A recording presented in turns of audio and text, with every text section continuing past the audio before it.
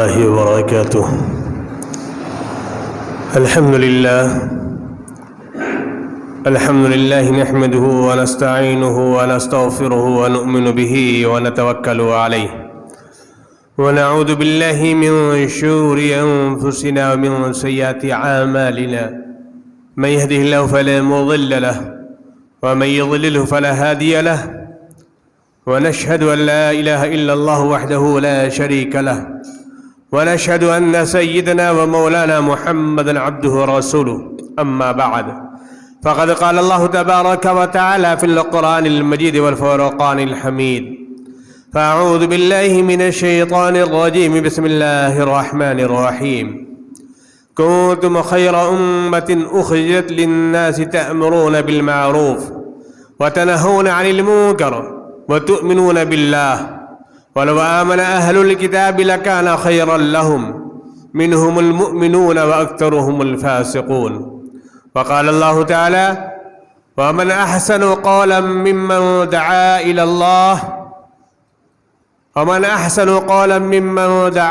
إلى الله وعمل صالحا وقال إنني من المسلمين. صدق الله مولانا العظيم وصدق رسوله النبي الكريم، ونحن على ذلك من الشاهدين والشاكرين والحمد لله رب العالمین. محترم بزرگوں اور دوستوں، میرے ملت کے نوجوانوں، اللہ نے ہمیں آج نماز جمعہ ادا کرنے کے لیے یہاں جمع فرمایا. اللہ ہمارے اس جمع ہونے کو قبول فرمائے. درود پاک پڑھ لیجیے: اللہم صلی علی محمد وعلی آل محمد كما صليت على إبراهيم وعلى آل إبراهيم إنك حميد مجيد. اللهم بارك على محمد وعلى آل محمد كما باركت على إبراهيم وعلى آل إبراهيم إنك حميد مجيد. عزیزان گرامی، اللہ تبارک تعالیٰ نے قرآن کریم کے اندر دعوت و تبلیغ کے لیے قرآن کریم کی آیتوں میں اور بہت ساری آیتوں میں اللہ نے ہمیں یہ بتایا ہے کہ دعوت و تبلیغ کرنا ہر ایک کی کچھ نہ کچھ ذمہ داریوں میں سے ایک ذمہ داری ہے. مسلمان جب ہو گیا تو اس کی ذمہ داریوں میں سے ایک یہ بھی ہے کہ وہ دعوت و تبلیغ کا کام کرے. دعوت و تبلیغ سے مراد وہ مت سمجھ لیجئے گا جو ہمارے جماعت والے بھائی کر رہے ہیں تو اسی پر بیان کر رہے ہیں، یہ بات نہیں ہے. اس پر بھی میں روشنی ڈال دوں گا. دعوت و تبلیغ کا مطلب یہ ہے کہ ہر مسلمان کی ذمہ داری ہے مسلمان ہونے کے بعد کہ اللہ اس کے رسول صلی اللہ علیہ وسلم کے بتائے ہوئے طریقے پر خود بھی عمل کرے اور اپنے مسلمان بھائیوں کو بھی بتائے اور اس کو بھی پیغام دے. اللہ کیا چاہتا ہے، نبی صلی اللہ علیہ وسلم کا طریقہ کیا ہے، اس کے بارے میں بتائے. ذرا تصور کیجئے، ذہن میں بات کو بیٹھائیے. مثال کے طور پر ابھی آپ سے کہا جائے کہ ابھی اس دیوار کے پیچھے کچھ ایسے لوگ موجود ہیں جو پھنسے ہوئے ہیں، اگر ان کی مدد نہ کی جائے تو وہ مر جائیں گے، بھوک سے پیاس سے مر جائیں گے. کیوں؟ وہ دیوار کے پیچھے پھنسے ہوئے ہیں، نکلنے کی کوئی جگہ نہیں ہے، نکلنے کا کوئی راستہ نہیں ہے. تو آپ کا انسانی جذبہ یا آپ کے اندر جو انسانیت ہے وہ کیا کہے گی کہ ان کو پھنسا ہوا چھوڑ دیا جائے، ان کے لیے کوئی راستہ نہ نکالا جائے، ان کو باہر نہ نکالا جائے؟ کیا انسانیت یہ باقی رہے گی؟ ہر انسان کے اندر انسانیت جو ہوتی ہے اس کے تئیں یہ سوچتا ہے کہ ان کو کسی بھی طریقے سے نکال لیا جائے. یہاں تک کہ اگر انسان دیکھتا ہے کہ کوئی جاندار کہیں پھنس گیا ہے اور وہ نکل نہیں پا رہا ہے تو وہ اس کی مدد کرتا ہے نکالنے میں اور اس کو نکالتا ہے. ایک انسان جو پھنسا ہوا ہے، بہت سارے انسان پھنسے ہوئے ہیں، ان کو نکالنے کی کوشش کی جائے گی۔ نبی پاک محمد رسول اللہ صلی اللہ علیہ وسلم نے صفا پہاڑ پر چڑھ کر آپ نے آواز بلند کی اور سب کو جمع کیا اور اللہ کا پیغام سنایا اور کہا کہ اے لوگو، اگر میں تم کو یہ کہوں کہ ابھی جس پہاڑ پہ میں کھڑا ہوں، اس پہاڑ کے پیچھے ایک بہت بڑا لشکر ہے جو تم پر حملہ آور ہونے والا ہے، تم پر حملہ کرنے والا ہے اور تم کو خون میں نہلا دے گا، تو سب نے کیا کہا تھا؟ سب نے یہی کہا تھا ایک زبان ہو کر کے کہ آپ جو کہیں گے وہ سچ ہوگا۔ کیوں؟ آپ کو آج تک جھوٹ بولتے ہوئے نہیں دیکھا، آپ نے آج تک جو بھی بات کی بچپن سے لے کر وہ سب سچ کی ہے۔ چنانچہ لوگوں نے کہا کہ ہم سچ مانیں گے۔ نبی صلی اللہ علیہ وسلم نے فرمایا کہ اے لوگوں، دین کی طرف آ جاؤ، ایک اللہ کی طرف آ جاؤ۔ جب یہ سنا تو لوگ متنفر ہو گئے۔ لوگوں نے کہا کیا اسی کے لیے ہمیں بلایا تھا؟ لیکن کیا اللہ کے رسول صلی اللہ علیہ وسلم نے ان لوگوں کی باتوں پر اپنے تبلیغ کو چھوڑ دیا؟ نہیں چھوڑا۔ جب نبی صلی اللہ علیہ وسلم نے تبلیغ کرنی شروع کی تو اللہ تبارک تعالیٰ نے حضرت خدیجہ عطا فرمایا۔ نبی صلی اللہ علیہ وسلم نے جب تبلیغ کرنی شروع کی تو آپ کو ابوبکر صدیق عطا فرمایا۔ جب آپ نے تبلیغ کرنی شروع کی تو حضرت عمر جیسا کہتے ہیں جلیل القدر صحابی ملا، اور آپ نے جب تبلیغ کرنا شروع کیا تو آپ کو عائشہ جیسی بیوی ملی، اور آپ نے تبلیغ کرنا شروع کیا تو آپ کو سیدنا عثمان غنی ملے، آپ نے تبلیغ کرنا شروع کیا تو کیا حضرت علی ملے، بہت سارے صحابہ کرام رضوان اللہ تعالی علیہم اجمعین ملتے رہے اور دین کا کام آگے بڑھتا گیا۔ بیٹھے نہیں، ہمت نہیں ہاری، فاصدع بما تؤمر وأعرض عن المشرکین کرتے رہے۔ میرے محترم بزرگ دوستو، کیا ہماری ذمہ داری نہیں؟ کیا ہمارے مسلمان بھائی تو مسلمان بھائی، غیر بھائی بھی پیاسے ہیں؟ یہ پیاس کس چیز کی ہے؟ کیا کھانے کی؟ کیا پانی کی؟ نہیں، یہ پیاس ہے روحانیت کی۔ یہ مسلمانوں کی بھی ضرورت ہے۔ کیوں؟ ہمارا مسلمان بھائی بھٹک چکا ہے، وہ ہمارے اسلام کو سمجھ نہیں رہا ہے، دین کو سمجھ نہیں رہا ہے، اپنے اسلام سے دور ہے، اپنے دین سے دور ہے، اپنے بتائے ہوئے نبی صلی اللہ علیہ وسلم کے طریقے سے دور ہے، اس کو یہ سمجھ نہیں رہا ہے۔ اور اس دوری کا نتیجہ کیا ہے؟ دین کا نہ ہونا، تعلیم کا نہ ہونا۔ اگر تعلیم ہوتی، قرآن کی تعلیم ہوتی، نبی صلی اللہ علیہ وسلم سے سچی محبت ہوتی تو وہ نبی صلی اللہ علیہ وسلم کے طریقے کو سمجھنے کی کوشش کرتا اور نبی صلی اللہ علیہ وسلم کے طریقے کو اپنانے کی کوشش کرتا۔ لیکن اس نے دیکھا معاشرے کو، اس نے دیکھا دنیا کو، دنیا کے روشنی کو دیکھا، اور وہ بھٹک رہا ہے۔ اسلام میں ہوتے ہوئے، دین پر ہوتے ہوئے وہ دین سے دور ہو رہا ہے۔ وہ بھی پیاسے ہیں اور غیر جو پیاسے ہیں وہ تو ہے ہی ہیں۔ تو یہ پیاس کیسے بجھے گی؟ یہ پیاس کون بجھائے گا؟ کیا ہمارے علماء کی ذمہ داری صرف رہ گئی ہے؟ کیا ائمہ کرام کی صرف ذمہ داری رہ گئی ہے کہ وہ اپنے جمعے کے خطاب میں لوگوں کو اللہ کے رسول صلی اللہ علیہ وسلم کی باتیں بتائیں اور دعوت و تبلیغ کا کام کریں؟ کیا ہماری ذمہ داری نہیں؟ جو ہمیں سمجھدار ہیں، پڑھے لکھے لوگ ہیں، کیا ان کی ذمہ داری نہیں؟ اللہ نے کیا فرمایا؟ کنتم خیر امت اخرجت للناس، اے لوگوں، تم کو لوگوں میں سے نکالا گیا ہے۔ کیوں؟ موسیٰ علیہ السلام کی قوم بھی ہے، عیسائی علیہ السلام کی قوم بھی ہے، سارے لوگوں کی قوم موجود ہے، لیکن اللہ تعالیٰ کہتا ہے کنتم خیر امت اخرجت للناس، تمام امتوں میں سے تم کو نکالا گیا ہے۔ اور تم کون ہو؟ خیر امت ہو، بہترین امت ہو، تمام امتوں میں سے تم کو نکال کر انتخاب کر تمہارا چوائس کیا گیا ہے، تمہارا انتخاب کیا گیا ہے۔ جب تمہارا انتخاب کیا گیا ہے، جب تمہیں چنا گیا ہے تمام لوگوں میں سے، تو تمہاری ذمہ داریوں میں بھی اضافہ ہوگا، تمہارے پر بہت ساری ذمہ داریاں آئیں گی۔ کیا ذمہ داری آئے گی؟ کیا ذمہ داری آئے گی؟ اللہ کیا فرماتا ہے؟ کنتم خیر امت اخرجت للناس تأمرون بالمعروف. تمہارا صرف کلمہ پڑھ لینا لا الہ الا اللہ محمد رسول اللہ، صرف یہ پڑھ لینا کافی نہیں ہوگا. کافی جب ہوگا تأمرون بالمعروف، اچھائی کا حکم کرتے رہو، امر بالمعروف کرتے رہو. تمہارا دوست ہے بگڑ رہا ہے،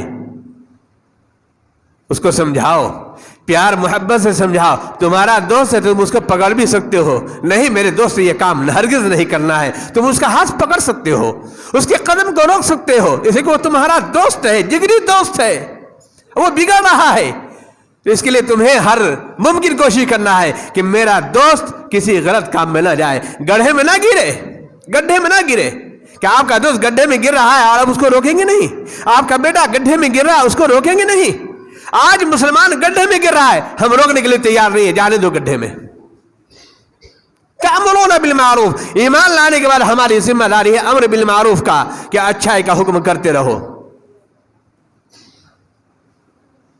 اچھائی کا معاملہ ہر چیز میں ہے، معاملات میں بھی، کاروبار میں بھی، رہنے سہنے میں بھی، ہر اعتبار سے جو بھی ہم سے بن سکتا ہے، جس کی جانکاری ہمیں علماء سے مل چکی ہے اس پر گفتگو کرنا ہے. جس کا علم ہمارے پاس نہیں ہے، ہم نے علماء سے سنا نہیں ہے، اپنے علماء کی زبانی ہم نے اس کو اپنے دل میں نہیں اتارا ہے، تو اس پر گفتگو نہیں کرنی ہے. لیکن جس کے بارے میں معلومات ہے، جس کا علم ہمارے پاس ہے، اس میں امر بالمعروف آپ کا کرنا آپ کی ذمہ داری ہے، آپ کو کرنا ہوگا. اگر نہیں کرتے ہیں تو گنہگار ہیں. تأمرون بالمعروف وتنہون عن المنکر، برائی سے روکنا. برا کام ہو رہا ہے، اس سے ہم روک نہیں رہے، چھوڑ دے رہے ہیں، کیا ہم اس کے ذمہ دار نہیں؟ ہمارے گھر میں کوئی برائی ہو رہی ہے، ہم اس کو روک نہیں رہے، تو کیا ہم اس کے ذمہ دار نہیں؟ ہم ذمہ دار ہیں، اس لیے کہ اللہ نے ہمیں خیر امت بنا کر بھیجا ہے، اچھائی کا حکم کرنے کا اور برائی سے روکنے والی امت بنا کر بھیجا ہے. تو ہمارے اوپر ذمہ داریاں بھی زیادہ عائد ہوتی ہیں کہ ہم تمام کام کو بروئے کار لائیں. تأمرون بالمعروف وتنہون عن المنکر وتؤمنون باللہ ولو آمن اہل الکتاب لکان خیرا لہم منہم المؤمنون واکثرهم الفاسقون. تو یہ سمجھنا کہ صرف علماء کی ذمہ داری ہے، دعوت و تبلیغ کا ائمہ کرام کی ذمہ داری ہے. کوئی جمعے کے دن خطاب کرے، ہم ایک کان سے سنیں اور اپنے تک رکھ لیں، یا ایک کان سے سنیں دوسرے کان سے نکال دیں؟ نہیں میرے بھائیو، اچھائی کا حکم کرنا، برائی سے روکنا تمام مسلمانوں کی ذمہ داری ہوتی ہے. ہاں جو بڑے مسائل ہیں، جو بڑی چیزیں ہیں، اس کے لیے اللہ نے پھر قرآن کریم میں فرمایا، کیا فرمایا؟ وَلْتَكُمْ مِنْكُمْ أُمَّةٌ يَدْعُونَ إِلَى الْخَيْرِ وَيَأْمُرُونَ بِالْمَعْرُوفِ وَيَنْهَوْنَ عَنِ الْمُنْكَرِ. ہر کوئی نہیں کر سکتا، ہر کوئی امر بالمعروف اور نہیں عن المنکر نہیں کرتا. کسی کو بولنے کی صلاحیت نہیں ہے، وہ بول نہیں پاتا ہے، جانتا ہے لیکن بول نہیں پاتا ہے. یا پھر وہ سوچتا ایسا نہ ہو کہ میں کچھ بولوں اب مجھ سے کچھ غلطی ہو جائے، اس کا احساس اس کو ستاتا رہتا ہے، تو وہ کچھ بول نہیں پاتا ہے، تو وہ نہیں کر پاتا ہے. اللہ کیا کہتا ہے؟ وَلْتَكُمْ مِنْكُمْ أُمَّةٌ يَدْعُونَ إِلَى الْخَيْرِ. تم میں سے ایک ایسی جماعت ہونی چاہیے، ایسا گروپ ہونا چاہیے، ایسے لوگ ہونے چاہیے جو لوگوں کو خیر کی طرف بلانے والے ہو. اور وہ خیر کی طرف بلانے والے کون ہیں؟ وہ خیر کی طرف بلانے والے علماء کرام ہیں، وہ علماء کرام ہیں. قرآن نے کیا کہا؟ قُلْ هَٰذِهِ سَبِيلِي أَدْعُو إِلَى اللَّهِ عَلَىٰ بَصِيرَةٍ أَنَا وَمَنِ اتَّبَعَنِي.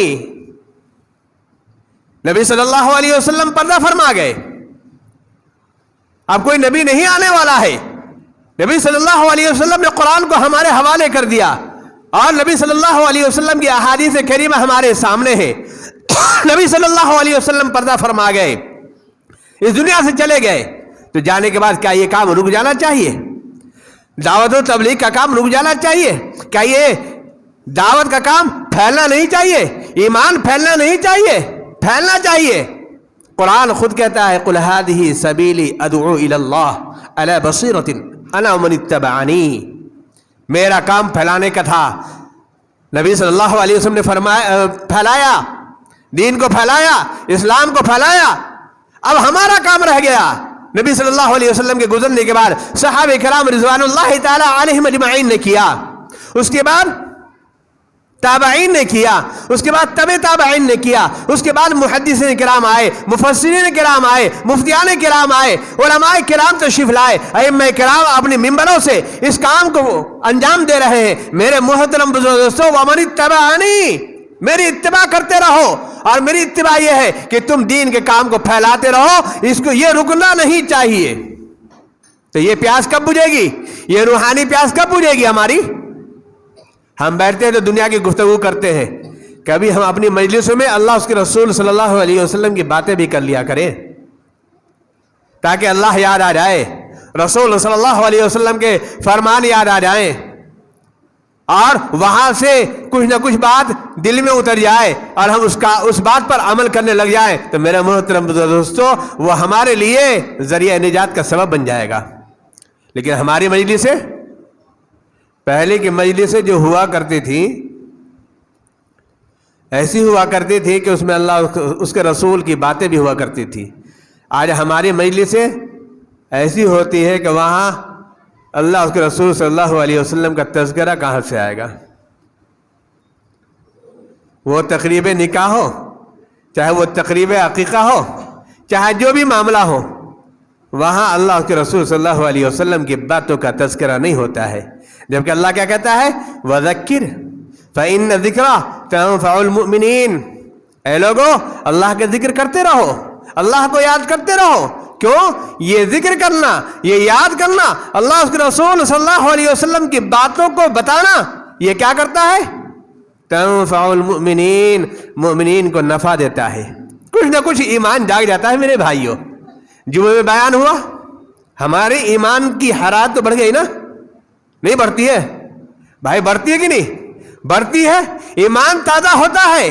تو میرے بھائیوں، آپ جہاں بھی بیٹھے، جہاں دنیاوی گفتگو ہو رہی ہے، وہاں اللہ اس کے رسول صلی اللہ علیہ وسلم کی گفتگو کر لیے. ایمان میں تازگی آئے گی میرے بھائیوں، ایمان تازہ ہو جائے گا، اس کے اندر ہریالی آئے گی، اس کے اندر چمک آئے گی، اس کے اندر روشنی آئے گی. وَذَكِّرْ فَإِنَّ الذِّكْرَ تَنفَعُ الْمُؤْمِنِينَ. تو اللہ نے کیا فرمایا؟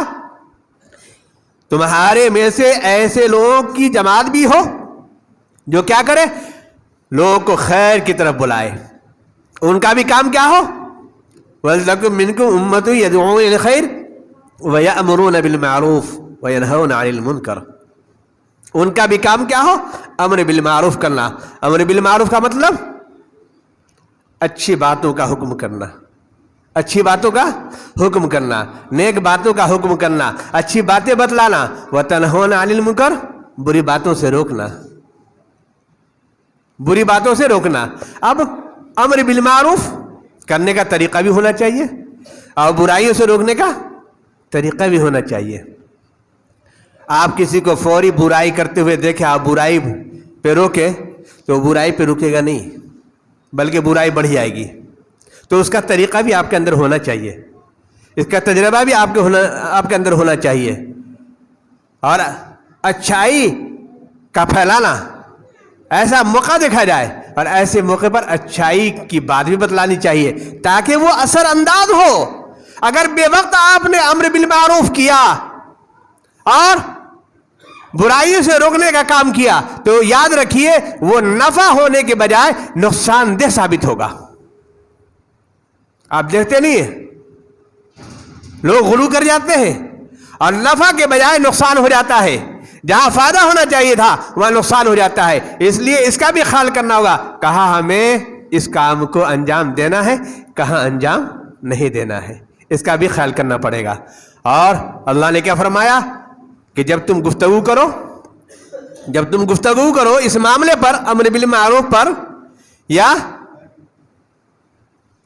امر بالمعروف اور نہی عن المنکر پر جب گفتگو کرو تو کیا ہونا چاہیے؟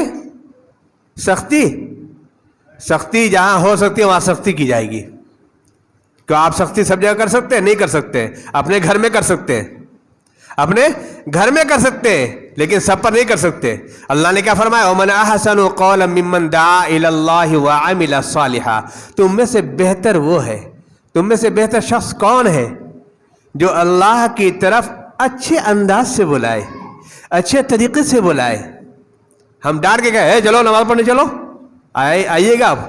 نہیں میرے بھائی، نماز کا وقت ہو گیا ہے، وقت ہے تو چلیے نماز پڑھنے چلیے.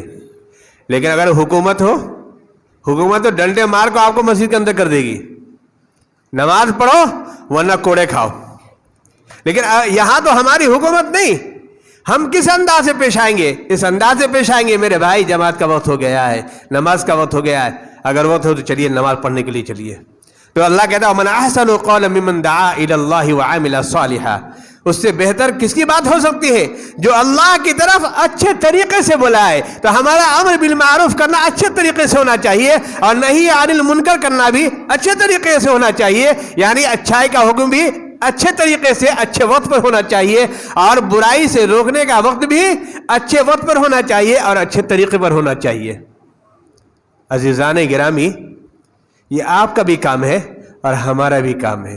یہ دعوت و تبلیغ کرنا صرف عالموں کا کام نہیں، ہمارا بھی کام ہے. جو لوگ پڑھے لکھے ہیں، جن کو اللہ نے کچھ علمی سوجھ عطا فرمایا ہے، بوجھ عطا فرمایا ہے، ایسے لوگوں کی بھی ذمہ داری ہے کہ وہ لوگوں کے سامنے اللہ اس کے رسول صلی اللہ علیہ وسلم کی باتوں کو رکھا کرے تاکہ ایمان تازہ ہو جایا کرے.